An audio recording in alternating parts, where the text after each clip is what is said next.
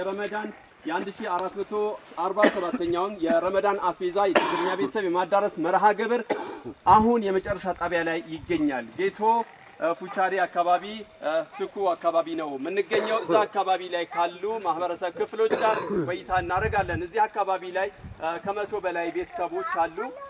ከተለያየ ቀበሌ የተለቃቀሙ ናቸው። እንደ አዋሳኝ አድርገው ነው እዚህ አካባቢ ላይ የምታዩዋቸው ማለት ነው።